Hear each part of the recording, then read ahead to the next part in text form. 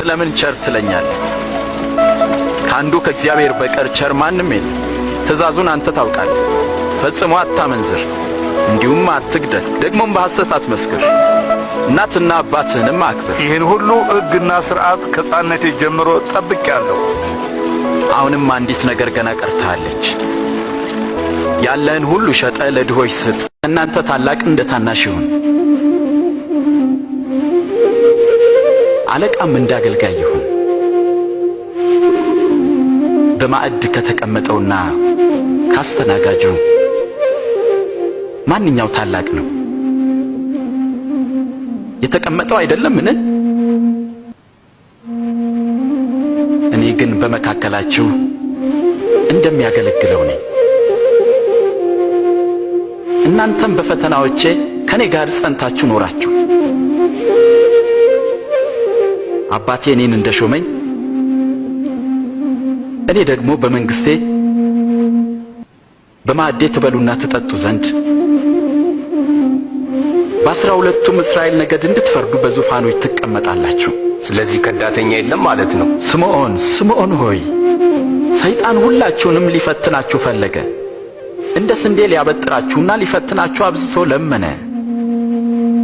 ግን እምነትህ እንዳይጠፋ ስላንተ ማለዱ። አንተም ወደ እኔ በተመለስ ጊዜ ወንድሞችን አጽና።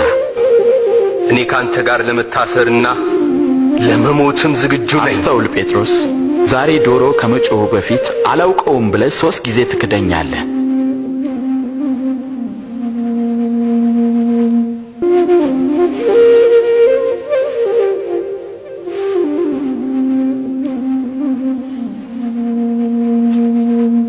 አንቺ ኢየሩሳሌም ለሰላምሽ የሚያስፈልገውን ነገር በዚህ ቀን ምን አውቀሽ ቢሆን ኖሮ!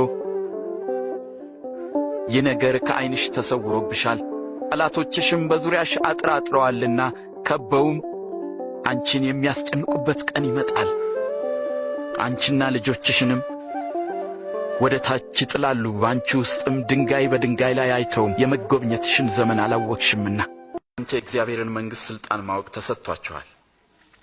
ለሌሎቹ ግን የግድ በምሳሌ ይነገራቸዋል። ምክንያቱም እያዩ ስለማያዩ እየሰሙ ስለማያስተውሉ ነው። የምሳሌውም ትርጉም ነው። ዘሩ የእግዚአብሔር ቃል ነው።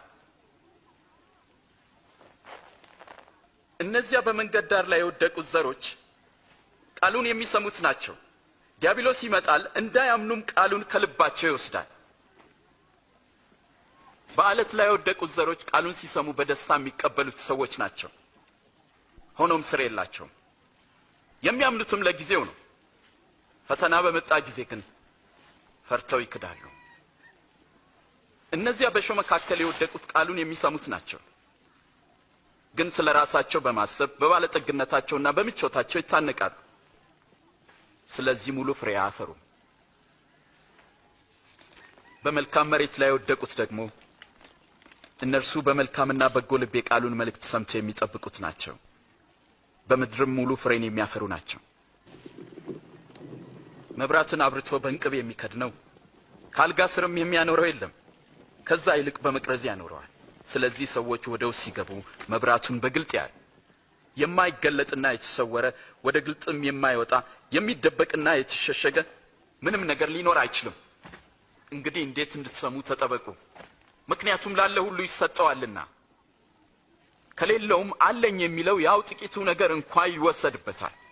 ከእናንተ ታላቅ እንደ ታናሽ ይሁን፣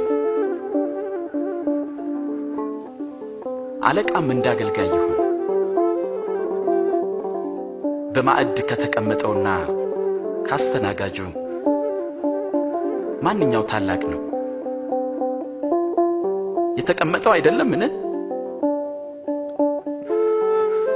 እኔ ግን በመካከላችሁ እንደሚያገለግለው ነኝ። እናንተም በፈተናዎቼ ከኔ ጋር ጸንታችሁ ኖራችሁ። አባቴ እኔን እንደሾመኝ እኔ ደግሞ በመንግስቴ በማዕዴ ትበሉና ትጠጡ ዘንድ በ12ቱም እስራኤል ነገድ እንድትፈርዱ በዙፋኖች ትቀመጣላችሁ። ስለዚህ ከዳተኛ የለም ማለት ነው።